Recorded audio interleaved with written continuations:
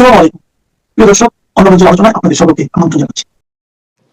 Washington ডিসিতে রূপালী সন্ধ্যায় Washington হিলটনের grand ballroom যখন কয়েক হাজার রথী মহারথী, গণমাধ্যম ব্যক্তিত্ব আর কূটনীতিকদের সুগন্ধি আর কাচের গ্লাসের টুংটাং শব্দে মুখরিত, ঠিক তখনই মার্কিন রাজনীতির অন্দরমহলে ফিরে এসেছিল ৪৫ বছর আগের এক চেনা আতঙ্ক। ওয়াশিংটনের হিলটন হোটেলে আয়োজিত হোয়াইট হাউস করেসপন্ডেন্টস ডিনারে সশস্ত্র হামলার ঘটনার পর থেকে একের পর এক লোমহর্ষক তথ্য বেরিয়ে আসছে। ৩,০০০-এর বেশি হাই প্রোফাইল অতিথি, রাজনৈতিক ব্যক্তিত্ব এবং বিশ্বখ্যাত সাংবাদিকদের উপস্থিতিতে ক্যালিফোর্নিয়ার যুবক কোল টমাস অ্যালেনের এই অতর্কিত হামলা পুরো যুক্তরাষ্ট্রের নিরাপত্তা ব্যবস্থাকে বড় সড় প্রশ্নের মুখে দাঁড় করিয়ে দিয়েছে। প্রশ্ন উঠেছে, কিভাবে আমেরিকা, যে দেশটি অন্য দেশের প্রেসিডেন্টকে তুলে নিয়ে আসে, সেই আমেরিকার প্রেসিডেন্টের হাই প্রোফাইল অনুষ্ঠানে অস্ত্র হাতে গুলি ছুটতে ছুটতে কেউ একজন ঢুকে যাচ্ছিল। প্রশ্ন উঠেছে, এটি কি কেবলই ডোনাল্ড ট্রাম্পের উপর তৃতীয় বড় কোনো হামলা ছিল? এটি শুধুই কোল টমাস অ্যালেন নামক এক হামলাকারীর ব্যক্তিগত জিজ্ঞাসা, নাকি এটি ২০২৬ সালের মধ্যপ্রাচ্যের রক্তক্ষয়ী ইরান যুদ্ধ এবং আমেরিকার ভেতরকার চরম রাজনৈতিক মেরুকরণের এক ভয়াবহ কোলাজ? আমেরিকার ভেতরকার রাজনীতির কথা উঠে আসছে, কারণ হামলাকারী ডেমোক্রেট দলের সমর্থক বলে এরই মধ্যে তথ্য মার্কিন গণমাধ্যমে উঠে এসেছে। কারো কারো মনে সন্দেহ, এই হামলার পর বিশ্ব রাজনীতিতে বন্ধু হারা হয়ে যাওয়া ট্রাম্প আবারও কি নিজের জায়গা ফিরে পাবেন? যদি পান, তাতে সামনের দিনগুলোতে বিশ্ব রাজনীতিতে ট্রাম্পের আরো ভুতুড়ে আচরণ হয়তো দেখা যাবে। এই হামলার ঘটনা এমন এক সময়ের সংকেত যেখানে মধ্যপ্রাচ্যে চলমান অপারেশন এপিক ফিউরির ভয়াবহতা আর মার্কিন যুক্তরাষ্ট্রের অভ্যন্তরীণ রাজনৈতিক বিষবাষ্প মিলেমিশে এক ভয়ঙ্কর বিস্ফোরক তৈরি করেছে। বিস্তারিত জানতে চলুন যাওয়া যাক বিশ্লেষণে।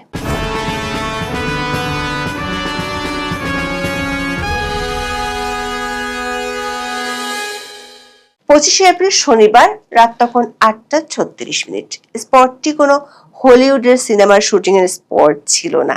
এটি ওয়াশিংটন হিলটন হোটেলের বলরুম, যেখানে ওই সময় বার্ষিক হোয়াইট হাউস করেসপন্ডেন্টস অ্যাসোসিয়েশন বা WHC এর ডিনারের আমেজ ছিল তুঙ্গে। সাংবাদিকদের এই অনুষ্ঠান বরাবরই ট্রাম্প এড়িয়ে এসেছিলেন, কিন্তু এবার হাজির হয়েছিলেন। প্রেসিডেন্ট ডোনাল্ড ট্রাম্প মঞ্চের প্রধান টেবিলে বসা, পাশে ছিলেন ফার্স্ট লেডি মেলানিয়া ট্রাম্প এবং ভাইস প্রেসিডেন্ট জেডি ভান্স। ঠিক সেই মুহূর্তে হোটেলের লবি এলাকায় নিরাপত্তা চেক পয়েন্টের কাছে বিকট কিছুর শব্দ শোনা যায়। সিসিটিভি ফুটেজ এবং প্রত্যক্ষদর্শীদের বয়ান অনুযায়ী ৩১ বছর বয়সী কোল টমাস অ্যালেন অত্যন্ত ক্ষিপ্র গতিতে সিক্রেট সার্ভিস চেক পয়েন্টটি পার হওয়ার চেষ্টা করেন। তিনি একটি শটগান এবং হ্যান্ডগান উঁচিয়ে নিরাপত্তা রক্ষীদের লক্ষ্য করে গুলি চালান। সিএনএনের প্রবীণ সাংবাদিক উল ব্লিৎজার, যিনি শুটারের থেকে মাত্র কয়েক হাত দূরে ছিলেন, তিনি জানিয়েছেন হামলাকারী মেটাল ডিটেক্টরটি পার হওয়ার সাথে সাথে অন্তত ৫ থেকে ৮টি গুলি ছোড়েন। বলরুমের ভিতরে থাকা সাংবাদিকরা প্রথমে ভেবেছিলেন কোনো ডিনার প্লেট ভেঙে পড়েছে, কিন্তু কয়েক সেকেন্ডের মধ্যেই সিক্রেট সার্ভিস এজেন্টদের গেট ডাউন, চিৎকার আর কান ফাটানো আওয়াজে পরিস্থিতি পাল্টে যায়। প্রেসিডেন্ট ট্রাম্প এবং ফার্স্ট লেডি মেলানিয়া ট্রাম্পকে মুহূর্তের মধ্যে অন্তত ৪ জন এজেন্ট ঘিরে ফেলেন এবং একটি সুরক্ষিত সুড়ঙ্গের মাধ্যমে দ্রুত বাইরে নিয়ে যান। একইভাবে ভাইস প্রেসিডেন্ট জেডি ভান্স এবং প্রতিরক্ষা সচিব পিট হেগসেথকেও এজেন্টরা সুরক্ষিত স্থানে সরিয়ে নেন। বলরুমের ভেতরে তখন হাহাকার। সাংবাদিকরা তাদের ল্যাপটপ এবং ফোন হাতে নিয়ে টেবিলের নিচে আশ্রয় নিচ্ছেন। কারো কারো গায়ে ভেঙে পড়া কাচের টুকরো এবং উল্টে যাওয়া টেবিলের ধাক্কা লাগছে। মুহূর্তের মধ্যে পুরো পরিস্থিতি দেখে মনে হতে পারে যেন কোনো হলিউড মুভির দৃশ্য বাস্তবে নেমে এসেছিল।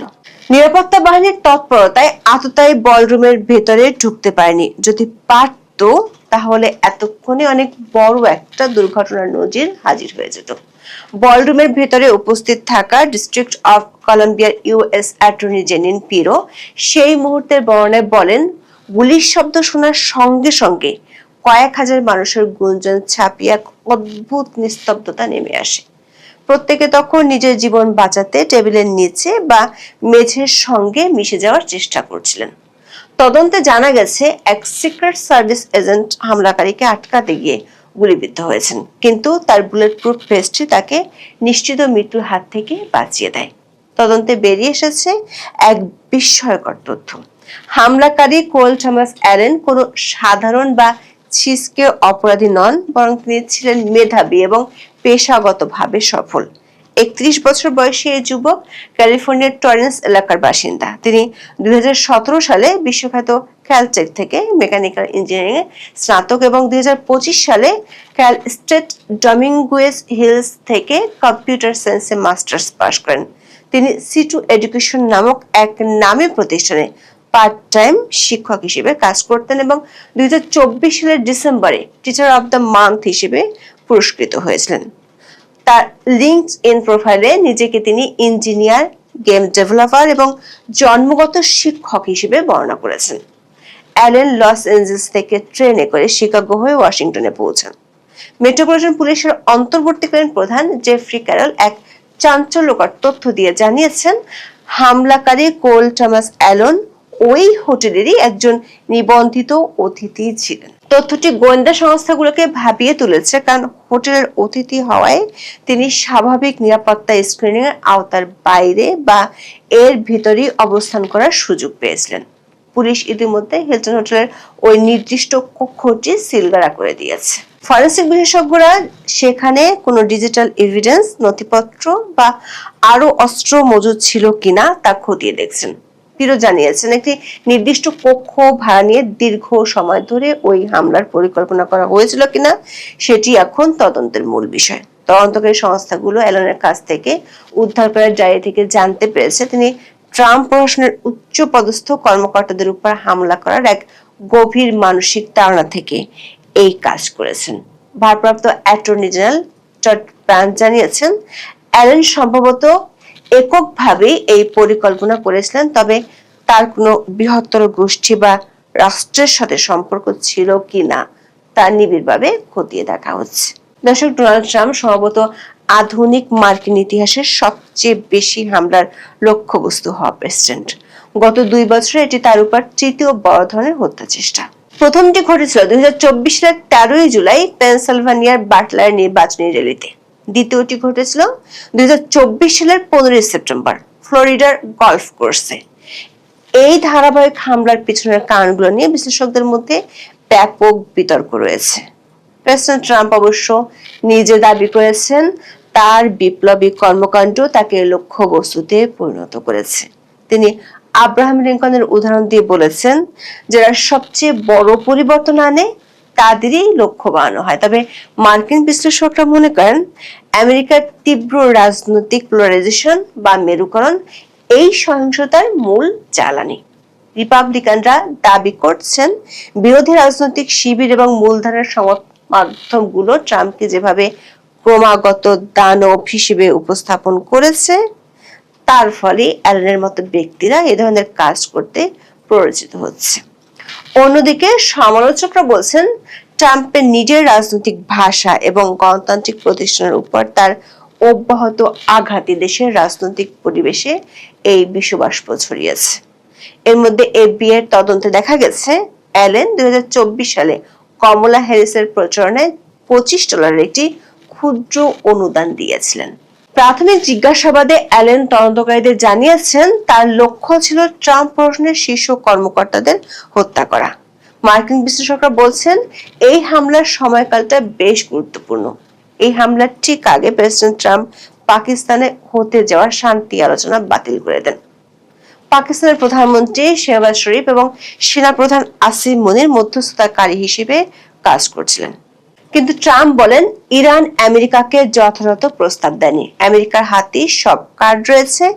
অনেকেই ধারণা করছেন হিলটন হোটেলের হামলাটি ইরানের কোনো প্রতিশোধমূলক পরিকল্পনার অংশ হতে পারে, বিশেষ করে যখন ইরানি কর্মকর্তারা ঘোষণা করেছিলেন তারা মার্কিন কর্মকর্তাদের গতিবিধি ট্র্যাক করছেন। তবে ট্রাম্প এবং acting attorney general Todd blank উভয় জানিয়েছেন অ্যালেনের সাথে ইরানের সরাসরি কোনো সম্পর্ক এখন পর্যন্ত পাওয়া যায়নি। বিশ্লেষকদের মতে ট্রাম্প এই হামলাকে ইরানের উপর আরো চাপ প্রয়োগের হাতিয়ার হিসেবে ব্যবহার করতে পারেন।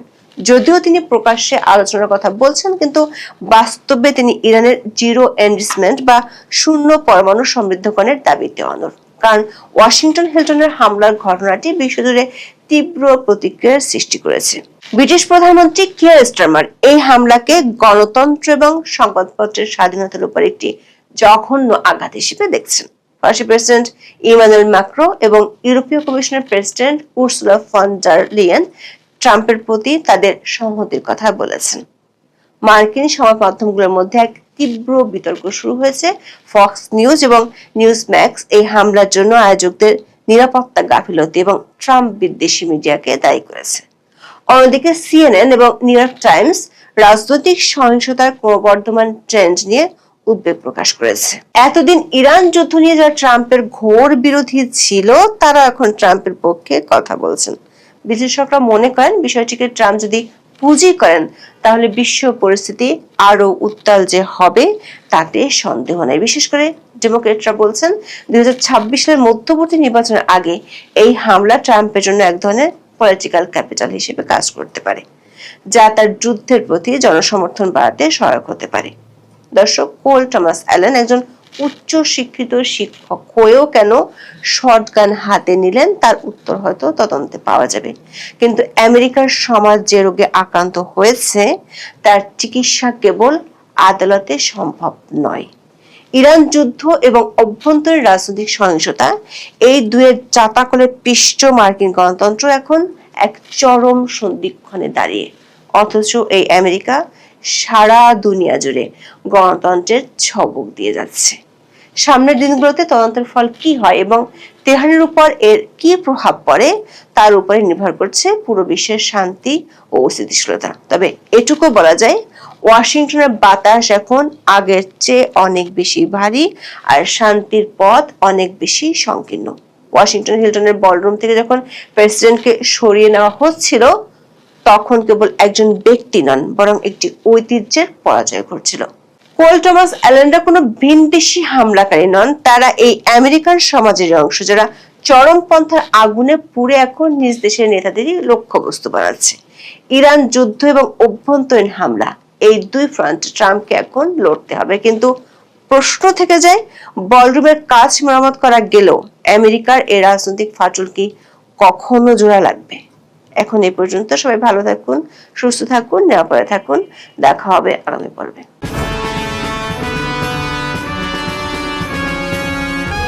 1997 সালে মুক্তি পাওয়া একটি হিন্দি সিনেমার নাম ছিল গুপ্ত, দ্য হিডেন ট্রুথ।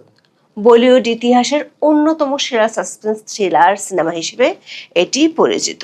রাজীব রায় পরিচালিত এই সিনেমাটি তার টান টান উত্তেজনা, চমৎকার সঙ্গীত এবং অভাবনীয় ক্লাইম্যাক্সের জন্য আজও দর্শকদের মনে গেঁথে আছে। সিনেমাটির কথা অনেকের মনে না থাকলেও সাম্প্রতিক সময়ে বাংলাদেশের রাজনীতিতে বেশ ক্লাইম্যাক্সপূর্ণ শব্দ হলো গুপ্ত। বলা যায়, গুপ্ত নিয়ে তপ্ত হয়ে উঠেছে বাংলাদেশের রাজনৈতিক অঙ্গন। বিশেষ করে ক্ষমতাসীন বিএনপির ছাত্র সংগঠন ছাত্র দল আর বিরোধী দল জামাতের ছাত্র সংগঠন শিবিরের মধ্যে গত কয়েকদিনে বেশ কয়েক দফা চট্টগ্রাম ও ঈশ্বরদী সহ দেশের কয়েকটি জায়গায় শিক্ষা প্রতিষ্ঠানে ছাত্র সংগঠন দুটির মধ্যে সংঘর্ষ হয়েছে। সবশেষ 23 এপ্রিল রাতে রাজধানীর শাহবাগ থানার সামনে হামলা ও মারধরের শিকার হয়েছেন ডাকসুর নেতা এবি জুবায়ের ও মুসাদ্দেক আলী ইবনে মোহাম্মদ। ছাত্রদলের নেতা কর্মীরা এই হামলা করেছে বলে অভিযোগ করেছে ইসলামী ছাত্র শিবির। প্রশ্ন হলো, আওয়ামী লীগ সরকার পতনের পর বিগত অন্তর্বর্তী সরকারের আমলে বিএনপি ও জামাত যেমন ছিল মাসতুতো ভাই, তেমনি শিবির ও ছাত্রদলের মধ্যে ছিল ব্যাপক হৃদ্যতা। আবার বাংলাদেশের রাজনীতির ইতিহাসে জামাত বিএনপি যে হৃদ্যতা দেখা গিয়েছিল, তাতে এখনো অনেকে প্রশ্ন তোলেন, সংসদে সরকার ও বিরোধী দলের মধ্যে যে দ্বন্দ্ব দেখা যায়, সেটি আসলে মেকি বা লোক দেখানো কিনা। অবশ্য 2024 সালের 5ই আগস্ট আওয়ামী লীগ সরকারের পতনের পর থেকেই বাংলাদেশের রাজনীতিতে ঘুরে ফিরে বারবার আলোচনায় এসেছে গুপ্ত শব্দটি। এমনকি খোদ প্রধানমন্ত্রী তারেক রহমানও বিরোধী পক্ষকে গুপ্ত বলে কটাক্ষ করা শুরু করেছিলেন নির্বাচনী প্রচারের সময় থেকেই। কিন্তু প্রশ্ন হলো, সেই গুপ্ত নিয়ে হঠাৎ করে দেশের শিক্ষা প্রতিষ্ঠানগুলো তপ্ত হয়ে উঠেছে কেন? সরকার পক্ষের কেউ কেউ অবশ্য প্রশ্ন তুলেছেন, গুপ্ত বললে জামাত শিবির এতটা খেপেই বা যায় কেন? তার চেয়েও বড় প্রশ্ন, সরকার ও তার বিরোধী ছাত্র সংগঠনগুলোর বিরোধ ও নেতৃত্বের লড়াইয়ে গুপ্ত তকমাটি যে এখন শক্তিশালী রাজনৈতিক হাতিয়ার হিসেবে ব্যবহৃত হচ্ছে, সেটির ফলাফল কতটা ভয়াবহ হতে পারে। বিস্তারিত জানতে চলুন যাওয়া যাক বিশ্লেষণে।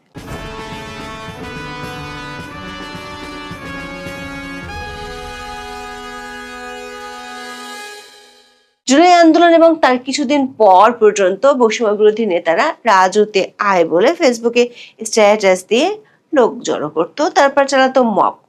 ধীরে ধীরে বিষয়টি পরিষ্কার হয়ে যাওয়ার পর হাসনাত সার্জিস্টরা ডাকলেও আর রাজুতে কারো সাড়া মিলত না। অবশ্য মোহাম্মদ ইউনূসের ছত্রছায়ায় যমুনার সামনে আন্দোলনের নামে বহু নাটক দেখা গিয়েছিল। 23 এপ্রিল সন্ধ্যায় সামাজিক যোগাযোগ মাধ্যমে স্ট্যাটাস দিয়ে শাহবাগ থানায় জড়ো হওয়ার ডাক দিয়েছিলেন ডাকসুর সমাজসেবা সম্পাদক এবি জুবায়ের। দৈনিক কালের কণ্ঠের খবরে বলা হয়েছে, তার সেই ডাকের আধা ঘন্টার মধ্যে ছাত্রদলের নেতাকর্মীদের হাতে লাঞ্ছিত হয়েছেন জুবায়ের। অবস্থা এমন বেগতিক ছিল, এক পর্যায়ে থানার ভেতরে আশ্রয় নেন জুবায়ের। ভিডিও ফুটেজে দেখা গেছে, ঢাকা বিশ্ববিদ্যালয়ের শিক্ষককে দৌড়ানি দেওয়ার পরও কোনো শাস্তি না হওয়া এই জুবায়ের গণরোষ থেকে বাঁচতে ছাত্রদলের নেতাদের আশ্রয় চান। জানা গেছে, প্রধানমন্ত্রী তারেক রহমানের মেয়ে জাইমা রহমানকে নিয়ে কটূক্তি করে সামাজিক যোগাযোগ মাধ্যম ফেসবুকে ছবি পোস্ট করায় বৃহস্পতিবার রাতে শাহবাগ থানায় মামলা করতে এসেছিল ছাত্রদল। পরে খবর পেয়ে থানা যান ঢাকা বিশ্ববিদ্যালয়ের কয়েকজন সাংবাদিক ছাড়াও বিশ্ববিদ্যালয়ের শাখা ছাত্র শিবির ও ডাকসুর কয়েকজন প্রতিনিধি। পরে বিষয়টি নিয়ে কথা কাটাকাটির এক পর্যায়ে দুই পক্ষের মধ্যে হাতাহাতির ঘটনা ঘটে। ওই সময় ছাত্র দল ও ছাত্র শিবিরের মধ্যে ধাওয়া পাল্টা ধাওয়ার ঘটনাও ঘটে। এক পর্যায়ে শাহবাগ থানার ভিতরে ঢুকে ঢাকা বিশ্ববিদ্যালয়ের কেন্দ্রীয় ছাত্র সংসদের সাহিত্য ও সংস্কৃতি বিষয়ক সম্পাদক মোসাদ্দেকের উপর হামলা করা হয়। এতে থানার ভিতরে ডাকসুর সমাজসেবা সম্পাদক এবি জুবায়েরও আটকা পড়েন।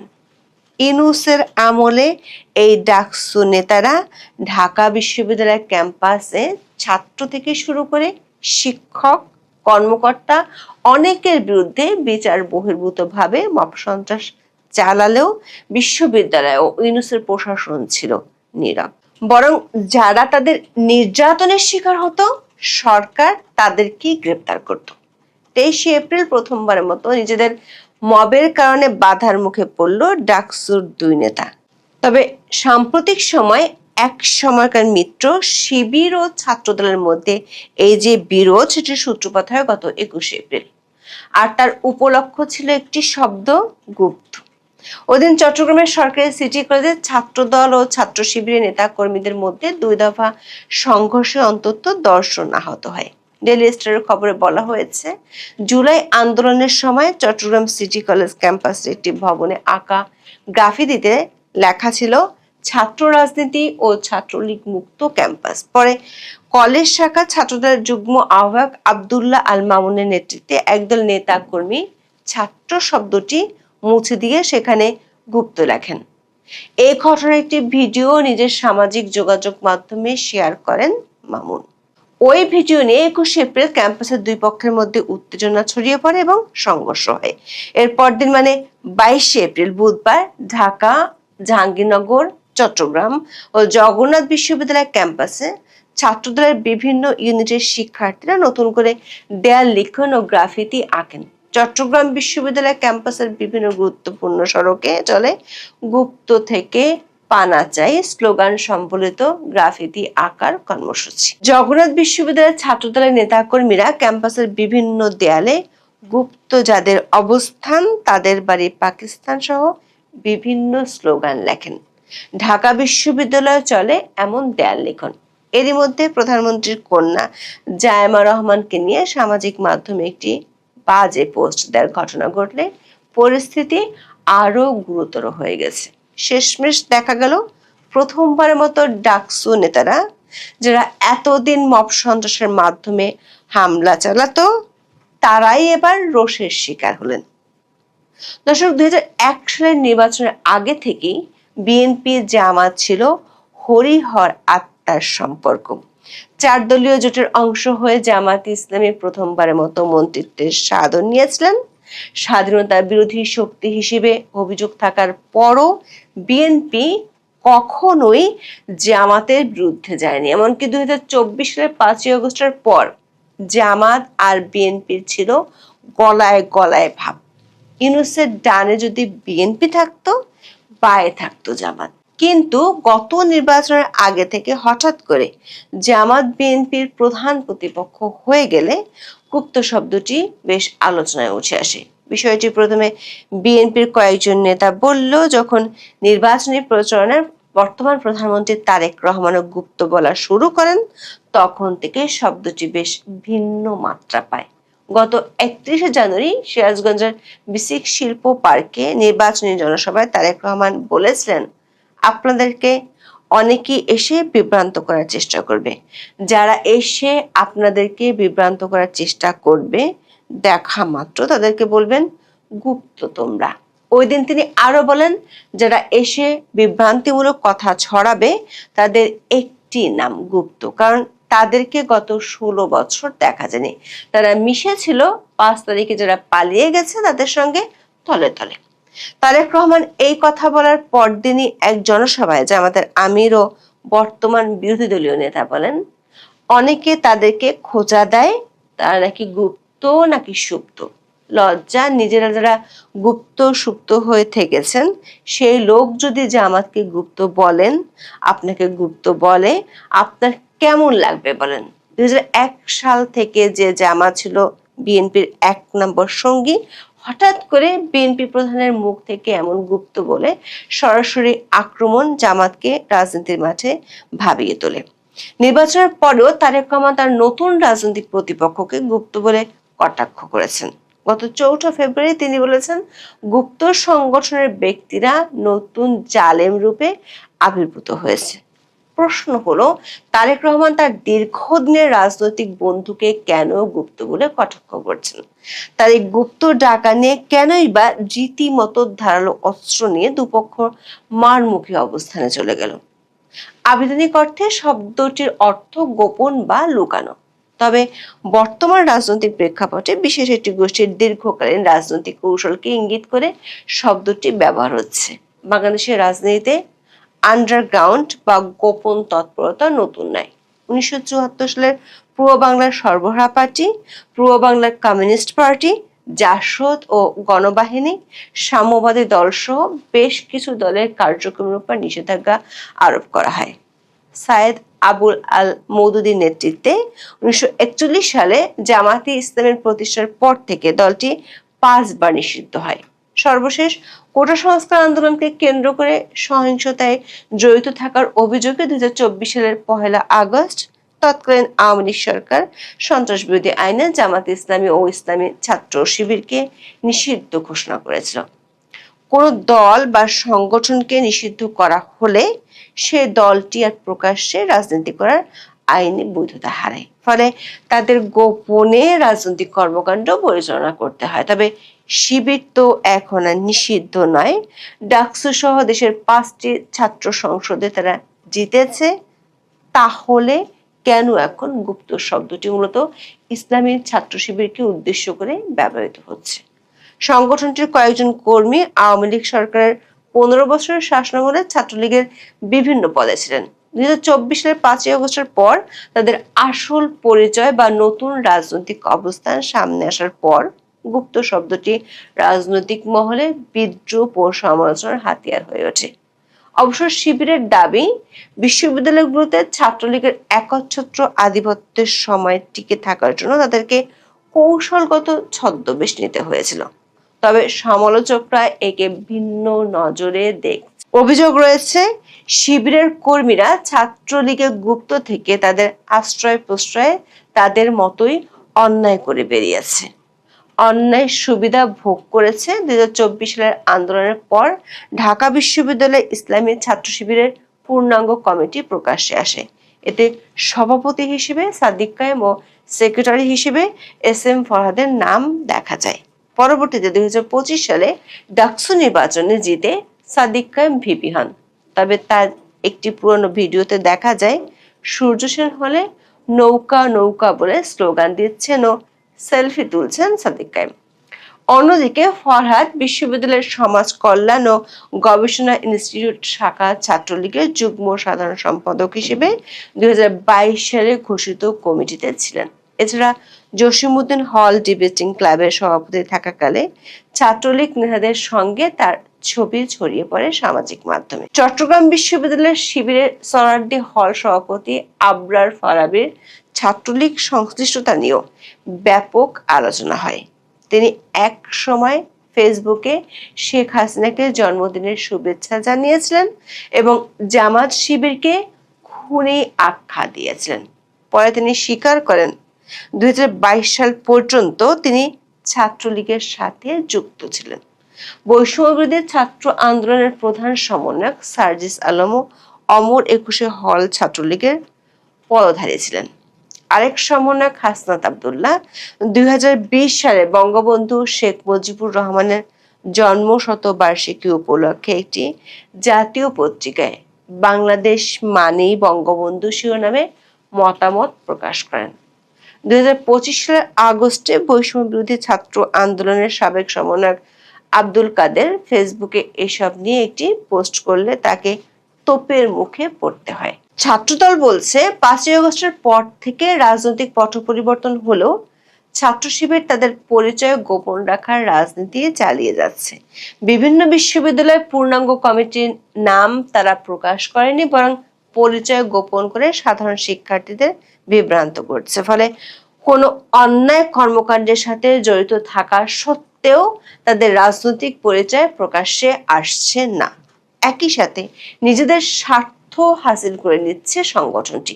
রাজনৈতিক বিশ্লেষকরা মনে করছেন এই গুপ্ত বা সাধারণ না হয়েও সাধারণ শিক্ষার্থী নাম নিয়ে রাজনীতি করা একটি দ্বিমুখী সংকটের জন্ম দিয়েছে। তবে সংঘাতটি যেহেতু ঢাকা বিশ্ববিদ্যালয় পর্যন্ত ছড়িয়ে পড়েছে, সে কারণে সংশ্লিষ্টরা মনে করেন জামাত ও বিএনপি শীর্ষ নেতাদের মধ্যে যদি বোঝাপড়া না হয় তাহলে বিষয়টি অনেক দূর গড়াতে পারে, নতুন করে অনেক শিক্ষা প্রতিষ্ঠানের সংঘাত ছড়িয়ে পড়তে পারে। এখন এ পর্যন্ত, সবাই ভালো থাকুন, সুস্থ থাকুন, নিরাপদে থাকুন। দেখা হবে আগামী পর্বে।